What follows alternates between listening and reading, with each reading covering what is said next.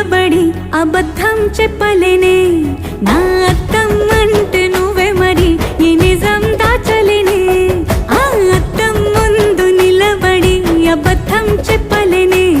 నా అద్దం అంటే నువ్వే మరి ఈ నిజం దాచలేనే